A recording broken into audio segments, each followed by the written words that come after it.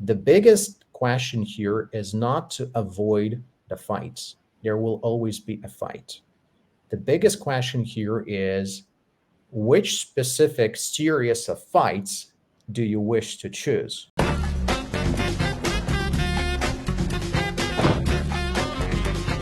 Hello, everyone. Welcome to another episode of the Dev Device Podcast. My name is Dano Falk, and today I have the pleasure to welcome Mr. Alex, the founder of Holocene. Welcome, Alex.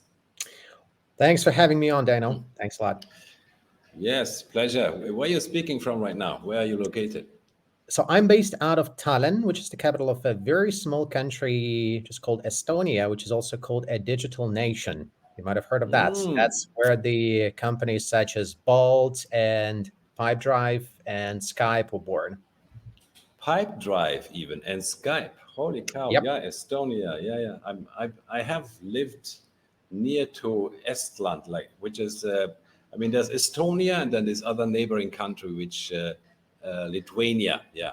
I was at the border of Lithuania for a while, so I was living in that part of the world, and it's the beauty of this podcast is I get to meet people from all these interesting places, and I get to learn so many things about people and these countries. So yeah, I'm looking forward to our episode here. But first, let's talk about your business, Holocene. What does it do? Yeah, that's a great question. So Holocene is that's a pricing analytics software for brands and retailers in the e-commerce domain that helps to learn more about the pricing strategies, which is quite surprising because this is about the topic that has been on the upswing for the past couple of years, given the rising inflation and the third party cookies regulations out there. And now people seem to be turning around and they just start looking for, more convenient ways to grow their revenues and profits. And then pricing happens to be just one of them. And knowing more about prices and which prices do what for your business, which prices perform better, which prices perform worse. This is the kind of intel that Holocene services provides to the brands and retailers on Amazon, Shopify, Meta platforms, you name it. So the platform is agnostic. Oh, wow. So you can do intelligent pricing, and it not only works on Amazon, which is the part that I'm familiar with, but it actually works on multiple platforms like Shopify and even Meta. Wow, that is something very unfamiliar to me. Yeah, well, it's got its tricks. So we do have some things up our sleeves, but overall, the platform it's not a rocket science. I mean, the technology has been around for quite some time, and I'm being big tech such as Google and Facebook, Amazon themselves, Uber, Airbnb, air companies. They've been using this technology for a while. So you would have probably come across surge pricing on Uber. So this is when the price happens to change. Amazon is allegedly changing their prices several times a day. So this is something that's based on the number of statistical models. Again, it's not a rocket science, and this is just something that helps us to extract more information just by looking at the data. So data is everything. Yeah. And you know how to handle the data. I mean, that's the big part here. I mean, everybody has data, but what to do with it, I think that is a big question. And so if I start, like, let's say I'm selling a silicon spatula for $10 today on Amazon, and now I plug in Holocene to help me with to find the best price. So what kind of algorithms or what kind of criteria can I adjust my price on? Can I adjust it according? Can I say, like, if I'm selling less than 10 units a day, my price goes down? Or if I'm selling, I mean, what kind of settings do I have available to regulate, to Yeah. adjust? Well, first off, it's all about looking at the historical data. So this is about the data acquisition. I mean, this is that wouldn't come as a surprise, right? So there's plenty of data on the web. So it's not about the availability of data. That is just about the fact that how you use the data and how you extract the information out of that data. So what Holocene does is Holocene looks at your historical sales, and then Holocene identifies day by day on a per SKU basis how many items of that specific SKU were sold in that specific day at which specific price. And then afterwards, Holocene aggregates all that data, and then we build what we called a pricing map. So the pricing map shows you how many items typically on average you would expect to be sold every single day at each price. So if you were to look from a different perspective on what I've just said, this would resemble a price elasticity of demand curve, which is Econ 101. So you would have probably come across Yeah. that. This is like the beginning of university. So this is what Holocene does. So Holocene, first off, it helps you to build this price elasticity of demand curve. Then afterwards, Holocene analyzes which specific prices have the highest probability of generating the desired outcome for your business. So we look at different prices, and then Holocene identifies which price is better for your profit, which price is better for your margin, which price is better for your sales velocity, and so on and so forth. So basically, it can set a lot of different criteria. Then afterwards, you introduce a specific pricing rules. Say you don't want that your price be going above a certain ceiling point, or you don't want that the price be going below a certain floor, which is typically a break-even price. Yeah. And then afterwards, Holocene starts learning from the market, and it starts educating itself, and it starts self-correcting if it sees that something is just not working correctly. So this is typically how Holocene works. And then, as I said, it's absolutely agnostic. So it basically depends on whether or not you have this availability of your sales data. I would say a typical seller does not really play around with their pricing so much, unless, I mean, you really need a plan for that. So let's say I've been selling my spatula for the past 10 months at $10 like all the time. I haven't changed my pricing. So I would have to start and like alter my pricing first, so Holocene can actually learn, or would your software actually do that for me? So I can say, please play around with pricing between $8 and $15, and put each price for, I don't know, a day or a week or whatever makes sense, and then see how it works out. And so we before we can start doing the mapping, we actually need the map first. So we need the experience, right? What happened when the price was at this level or at that level. A quick note from our sponsor. AMZ Scout is a complete tool set to help you start and grow your Amazon business. To find profitable, low competition products, learn how to sell with private label, arbitrage, dropshipping, and wholesale, and also discover popular product keywords and verified suppliers. Please check out the link in the description. Yes, absolutely. You got this correctly. And the best example here would be your Netflix account. So this is something that we would normally present as a very typical example as to how normally the algorithm works. Because as I said, the algorithm has been around for quite some time. That is just the fact that not every single business applies the algorithm in the day-to-day business. So let's get back to Netflix. So whenever you launch Netflix, and once you've been prompted to create an account on Netflix, and then Netflix is obviously interested in keeping you on as much as they can.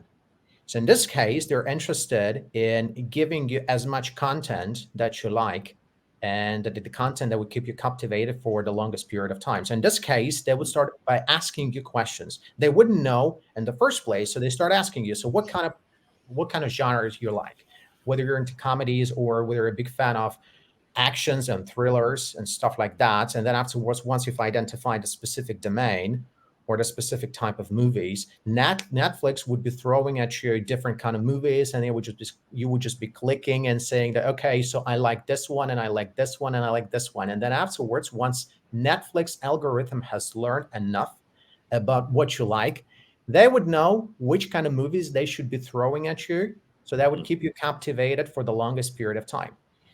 So now let's think about the price from that similar perspective. Which price would you be interested in? So if you're interested in generating more sales, now Holocene would be testing different prices and asking your customers which prices are better on average at generating the highest sales velocity day in, day out. Yeah, sure. If you're interested in some other outcomes, Holocene would be testing prices, and the Holocene would be solving for a different equation with different variables. So that's the core of the platform. If there's not enough information, Holocene would be educating itself, and it would be learning All from right. the market until it's gotten the sufficient amount of data information. Okay, so it will actually do this testing algorithm where it will say, okay, let's do $11 today and see how many sales come in, and then tomorrow we do maybe 12, and then we, of course, and that's how you gather all this data, and then it will come up, with what is the best profit margin or the best revenue point for this product, right? Technically speaking, you're right, with one exception. And this is one of the exceptions that everyone typically forgets or misses out on. So there's nothing concrete, there's nothing 100% in the future. So future is unpredictable. The only thing that you can, yeah, I mean, let's bookmark this one. The only thing that you can navigate is the probability of certain things happening in the future. Yeah. So one of the questions here is, how confident are you while applying a specific price for your products that you would be generating on average the same amount of sales every next day starting today? And this is where the probabilistic theories come into play, because how would mature sellers normally go along adjusting their prices? They would be just tracking their historical sales. Say you managed to sell 600 units over the past 30 days. Does it mean that you sold on average 20 units per day? Probably yes. Does it mean that you were selling 20 units every single day? Most likely No. not. Yes. And that is the big if. So if you were selling 10 units 2 days ago, then you sold 20 units yesterday, and then you sell 30 units today, it means that on average, over the past 3 days, you've managed to average out 20 units per day. Pretty much as if you're sold 19 2 days ago, 20 yesterday, and then you sold 21 today. It's still the same 20 on average. But the deviation from the average is way slimmer in the second case. So what Holocene does, it analyzes different prices. So to make your business not only profitable, but also predictable, making sure there's as little deviation from the average as it gets. There you go. I mean, I'm sold. Great. That sounds like a really no-brainer product to have, or a tool to have. I mean, since AI is everywhere right now, I mean, does this have any relationship with artificial intelligence right now, or is this so? Is that somehow like part of your tool, or I'm just curious? Yes, that's part of the tool. So typically Holocene works in three different steps. So the step number one is the data acquisition. So this is when we get all your data and then we process your sales data through the internal algorithm. So this is when we build the pricing map, the one that I explained previously. So this is like the map of all your prices scattered across the data plot. Then the next step is, once you've gotten the whole picture about your prices and which prices generate most revenue or most sales, and which prices are being mostly researched and which prices you can be mostly confident in, then the next step is obviously, okay, now I know about my prices. What am I going to do next? Well, obviously, you would wish to choose the specific pricing strategy. And this is step number two. Which specific pricing strategy is better for your business? Whether you'd like to optimize for the profit, daily profit, or whether you'd like to just sell out all your stuff because the new stock is coming in, so you need to clear up the premises at the warehouse. And then once you pick the specific strategy, you obviously want to know whether the new price is going to perform as planned. So this is called the statistical significance of the new data that comes along with the new price. And this is what the algorithm helps you to figure out. And now, when the artificial intelligence kicks in, is how do you orchestrate all your products, all your SKUs, navigating and managing all of the prices up and down so that cumulatively you can reach the goal. So you're averaging out 8K per month. Now you're setting the target, I want to be making 10K per month, right? That's a pretty good increase, like 25% increase in sales. So what do? Obviously, you can reach that just simply by navigating the prices. Some of the prices might be going down, some of the prices might be going up, but the only thing that you can be absolutely 100% certain in is that you don't want to be doing that every day and day in, day out. So this is when the artificial intelligence kicks in. It analyzes every single SKU. It analyzes the market dynamics. It tells you which prices need to be adjusted upwards, which prices need to be adjusted downwards, and it does for you every single day across all of the SKUs, making sure that you can reach the target as soon as possible. Yeah, cool. Again, seems to be an amazing tool to have. And I also appreciate the fact, that, I mean, we have different goals with different SKUs at different times. Sometimes, when we launch a product, of course, we want to sell as much as possible to rank. And then, then there's a period where we focus on profit. And then we're running out of stock maybe, and the shipment is late. So now we have to now the goal is to be in stock, and then maybe like go crazy about the price to just not sell out and then there could be another priority to just get rid of overage stock. Yeah. So I think we have different scenarios and different goals over time with different SKUs. And I understand that your software does reflect these different scenarios, and we can actually use it to achieve any of these different goals that we have over time in our account. So that is super useful. Oh, yes, absolutely. We basically cover several main use cases. So one of the use cases is when you are a new seller and then you wish to introduce a new product onto the market, and then you've no idea which price will most likely be accepted by the market, and then you're interested in testing your prices just to make sure that you wish to understand which price sticks, right? Yeah. And then instead of just running your price changes every 15 minutes. So this is what the algorithm can do for you. The algorithm fills the market, and it understands which price basically results in higher impressions or a higher CTR or a higher conversion rate, or which price generates most sales and which price is more stable to that extent. Then afterwards, you can test that as soon as within 7 days, you can basically figure out the price. The only limitations here is that you want to make sure that there's a decent traffic on your website. And this is one of the biggest covenants here. So pricing is not something that generates the demands. So pricing can adjust the supply side of things, right? But it cannot generate the demands. If there's no traffic to your product, so you have to be looking for the solution elsewhere. I know. That is that is an obvious one. Yeah, if there's no traffic, there's no sales. Yeah, that is true.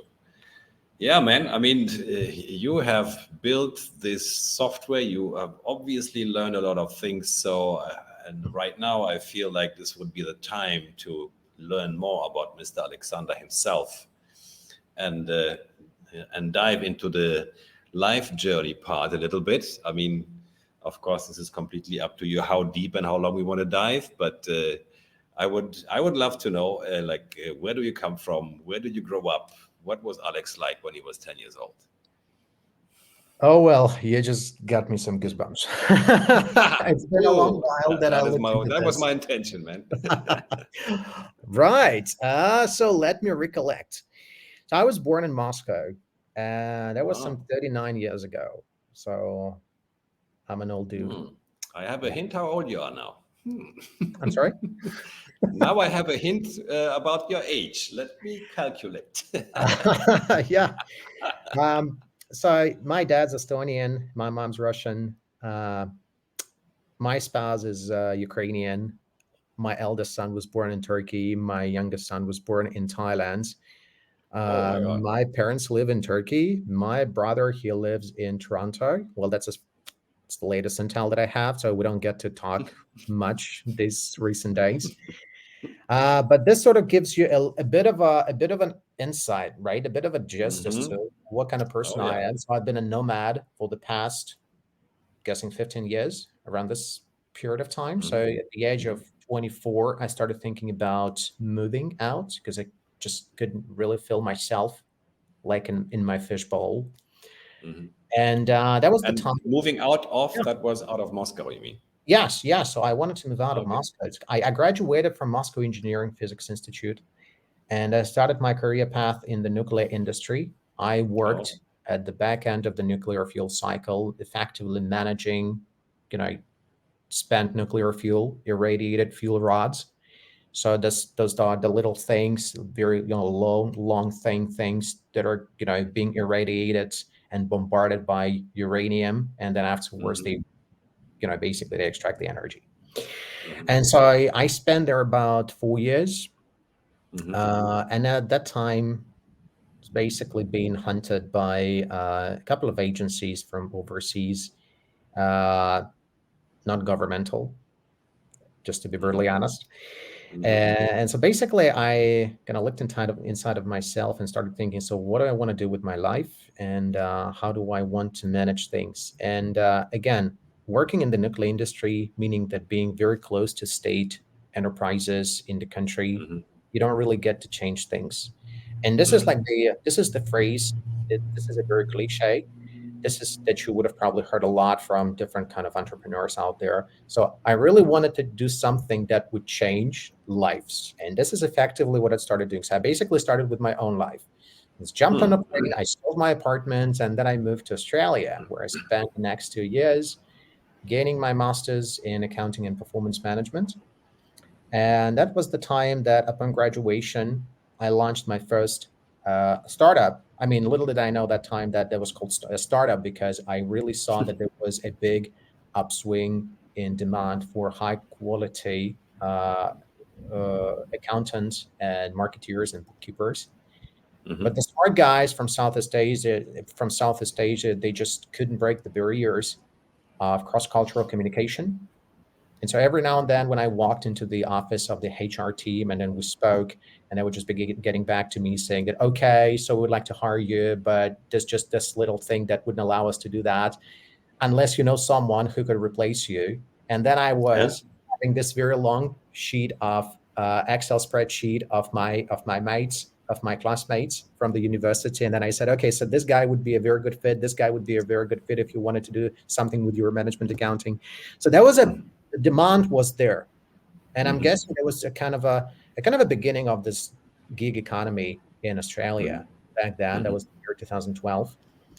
But unfortunately didn't take off. So I started fresh in Moscow, and then I started fresh again in Spain when I was doing MBA at IE Business School. And this is when the project actually took off. I had an amazing team of my classmates at business school. Most of them, they live in Latin America right now. And we had this project that was called Solved. But then afterwards, we renamed that into Beehive. And the Beehive is a marketplace for high quality marketeers and strategy consultants, specifically dedicated to solving problems at family businesses in Latin America. Yeah, I mean, obviously, since the target customer was in Latin America, we basically moved the headquarters from Madrid. This is where we graduated from the business school. And then we moved everything down south.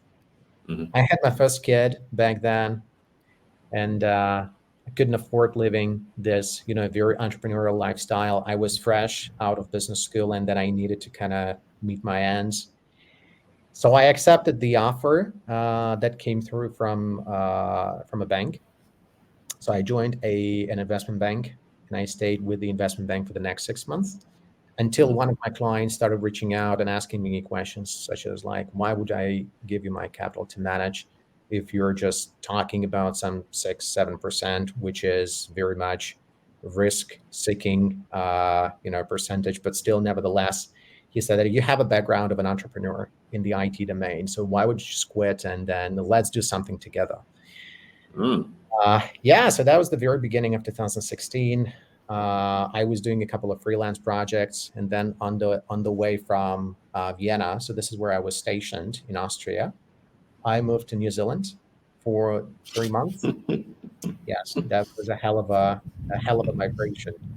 And my stuff was on the move from Vienna down to Auckland for about 2.5 months. So when I finished my project in Auckland, it took me about 2 more weeks just to wait for my stuff to arrive, and then just to sort out things that I wanted to sell down there, down under. And then afterwards, I packed my stuff back again within the next couple of days, and then I arranged for this shipment back to Europe. So I moved. Oh, Yeah, I mean, I was migrating like crazy. I was let like, me guess, it was sea freight. that was so on the way there was a sea freight. On the way back, I'm guessing I sold like 90% of the stuff that arrived. There was some furniture, there was even some kitchen appliances and all of this. But I took only some some clothing and some personal stuff, some jewelry. My wife would be mad at me if I didn't. So yeah, and we moved to Turkey. I kept on incubating the project that I was initially reached out with, and the new project was called Get a Box, which is a Google Drive for physical stuff. And the guy that I started this project with, he was absolutely inspired with a company that's called MakeSpace. The company is based out of New York. And so what they did, they effectively said that, how cool would that be if you had a Google Drive or any other cloud storage, like you name it, Dropbox or Box, where you could just swipe up all your, sofas and all your cutlery and all your, I mean, even the laptop, right? So you can just throw it into the cloud and then just suddenly pops up somewhere remotely. And then you would always have the access 24/7 to your stuff just simply by downloading the stuff by swiping it down from your cloud. And I thought that, wow, that would be absolutely amazing. So we started this project. I was incubating this for about 6 months with my laptop and my labs. And we launched this in 2016. That was absolutely great launch. It didn't really take off. Then I was a big problem about this. And one of the reasons is that we were very, very early to the market. And one of the proofs is, like, literally 2 years ago, 2.5 years ago, I was reached out by someone at a big consulting company, and they said that they found my profile on LinkedIn, and then they saw that I was building a company which is a cloud storage for physical stuff, and they said that their then client reached out to the consulting company asking if they could create something like this because they saw my profile and they wanted to create something of value. So they basically reached out to me directly asking me if I'd be of helping them to incubate just a similar project, but for a bigger client. So, I mean, a lot of things happened back then. While trying to find some investments, I also reached out to the investment fund, to the angel fund in Southeast Asia. And then instead of investing, I basically joined them as the commercial director. That was the largest at that time e-commerce enabler in Southeast Asia. Holy Yes. cow! What's the name? E-commerce. E-commerce. Okay. E-commerce. Yes. So and to the best of my knowledge, they are now filing for the IPO. That's the latest that I heard.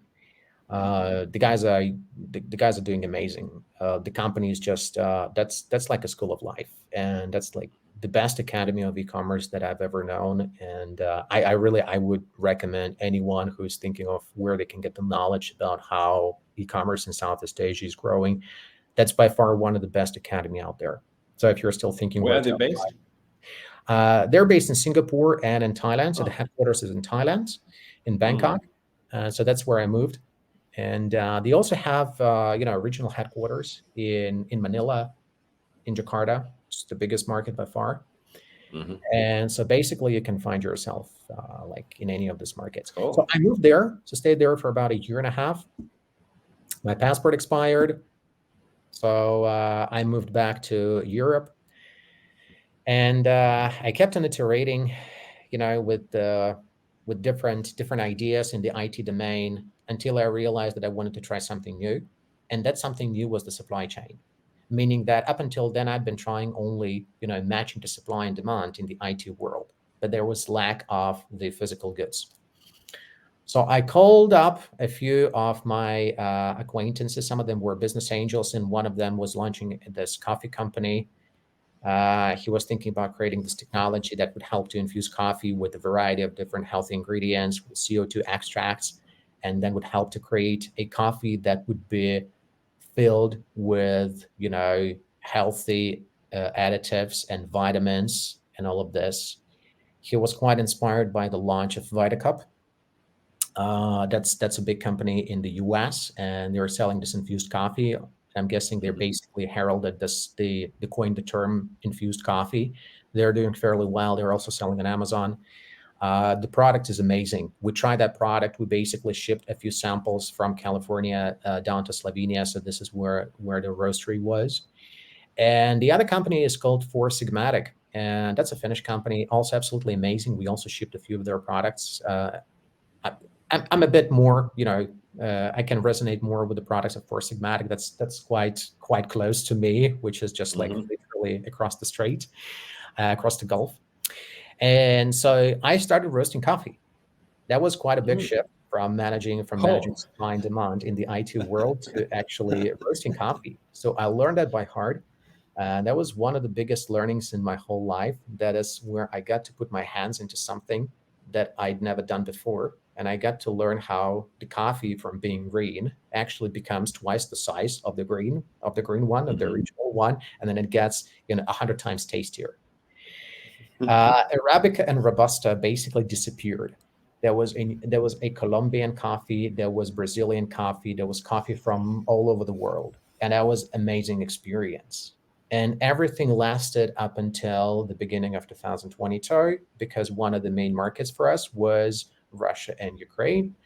And so obviously we just couldn't maintain all the operations in this market. And I quit the company, and basically we got back to what we started originally.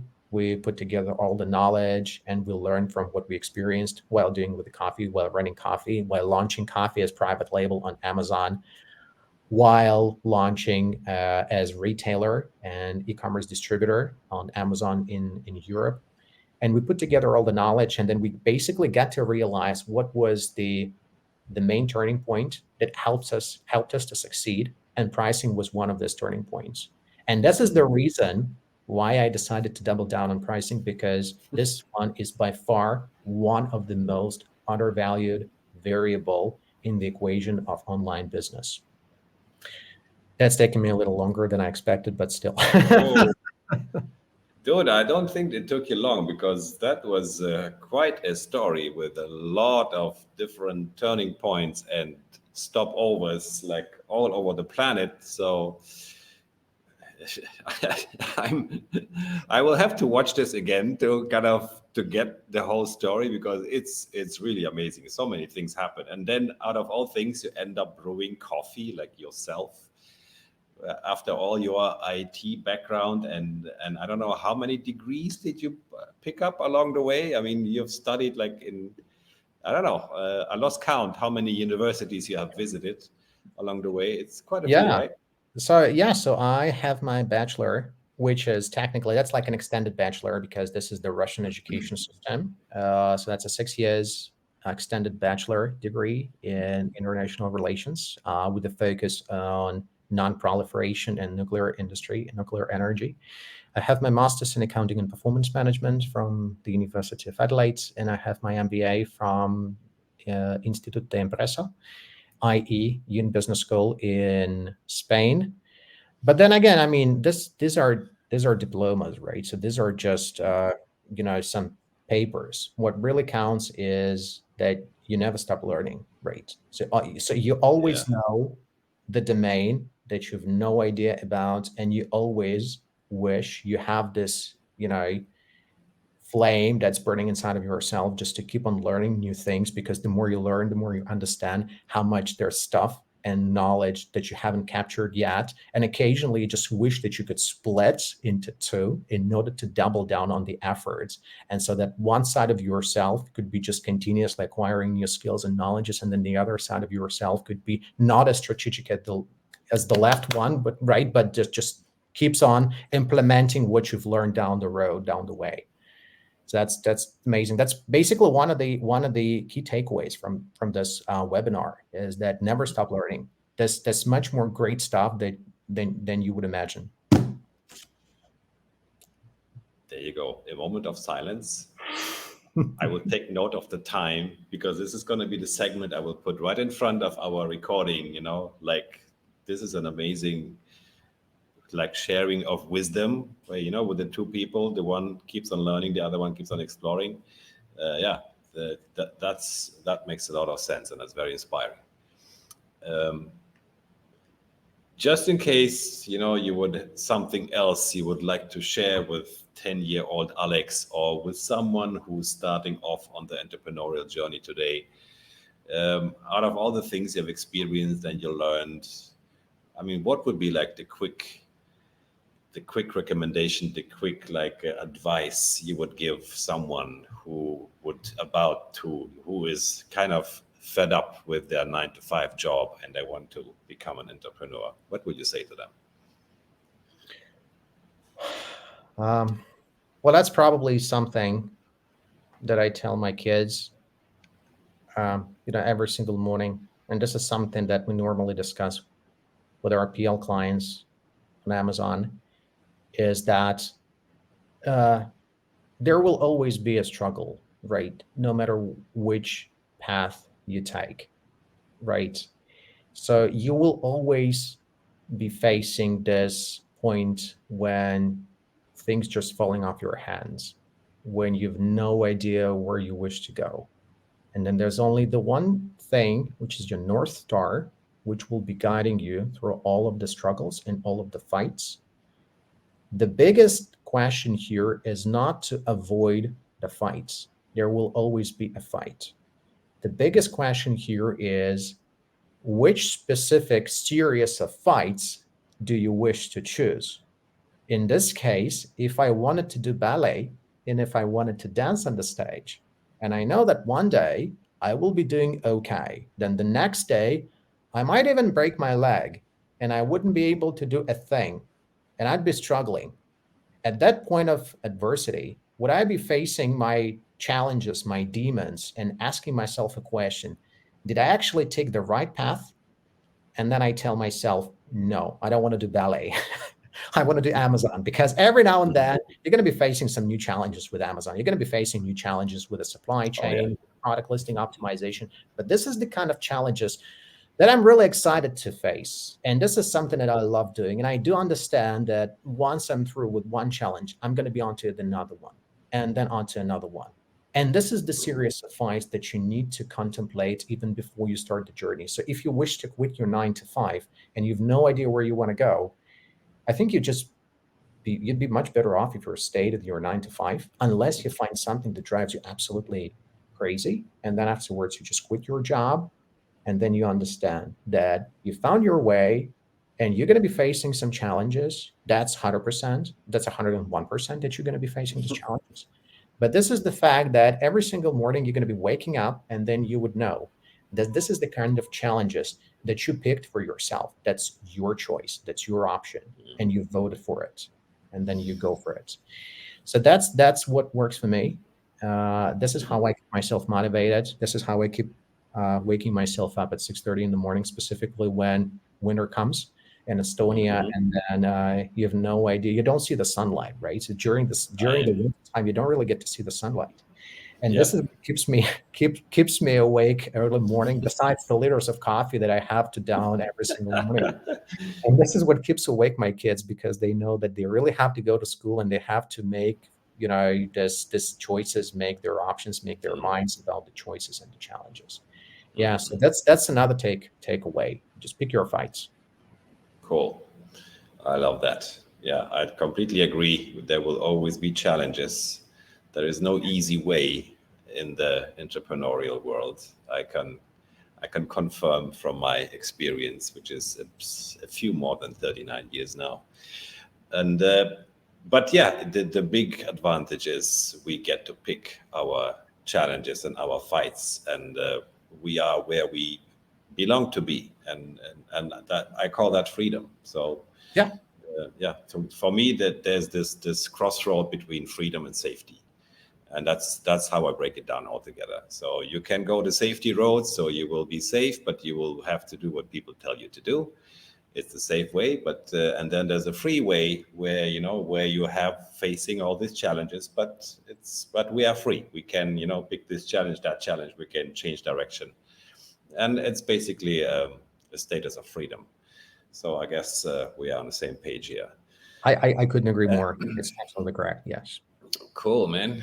Thank you so much for sharing your nuggets of wisdom for, I mean, the place you live, man. I mean, they have like winter, you have barely any sunshine. Is that true?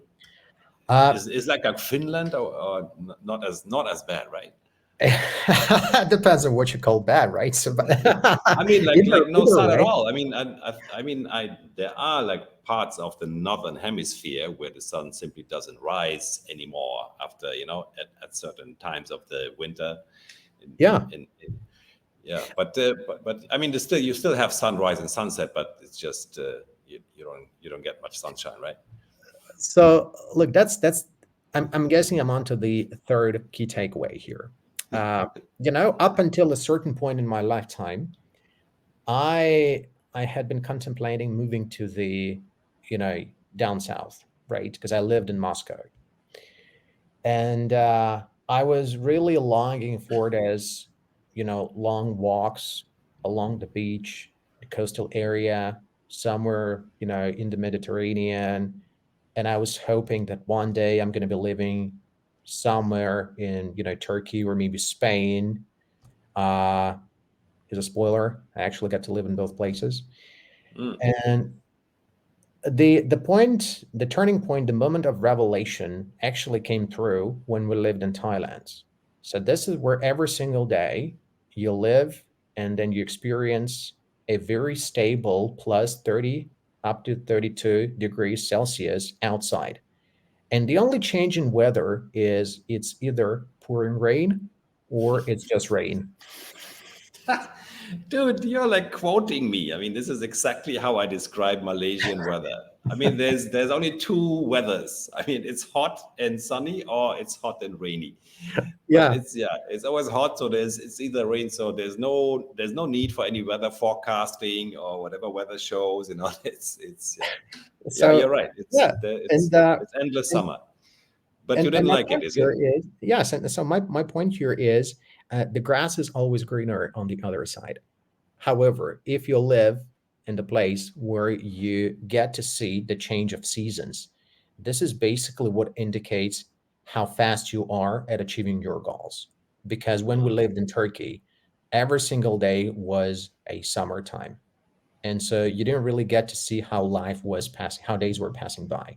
And so now we're living in Estonia, and I could literally keep track of my days because the pace of life is amazing. That's just super fast. And the Mm. change in seasons, I know when it's snowing outside, and I know it's winter, and I know it's been like a decent half year since I saw that snow was melting, and I knew that was springtime. And so this is what keeps me up, and this is what keeps me motivated because I know that I can track my days, not only, just by looking up my calendar, but also by just by looking outside and just walking down the street with my kids and then see how Mm. my kids grow. This is Mm. this is very personal, but this is why I decided to go back to Estonia, and I Mm. might even consider moving up north to Norway just to see how things, being extrapolated even further than that. So, I mean, I have no idea how these things will be, moving on, but I know that All life is right. interesting, and there's just quite too many places out there that are Mm. worth living or at least visiting. Mm. Yeah, yeah. Oh, yeah. I can completely understand. I We don't share the same preferences, like regarding the weather thing, I can tell. because I'm a biker. I love to ride big bikes, and winter Mm, is just like an off season. yeah. So, but yeah, that's a different story. But yeah, I really appreciate your sharing, man. It's been an amazing session with you. We learned so much about you yourself, your journey, and your company. So I think this will be very valuable. And for everyone who's watching at this moment, I want to really appreciate you and say thank you. And Amazing. yeah, it's great to have you here. But of course, the viewers and listeners, we appreciate just as much. And I would like also to share, of course, any way of contact details you would like to leave. We will put it into the description. I guess it's going to be your website and whatever else you would like to share. So if you want to reach out to Mr. Alexander, and have a word about his software and repricing and philosophy and maybe a seasonal phenomena, you can reach him through the links in the description. People who would like to try your software, I guess we will also provide something for them. It should be easy to figure out how to start using your software. And yeah, I would just say thank you so much for being with me, sharing your story, and we stay in touch. Thanks for having me on. Have a good day. Goodbye.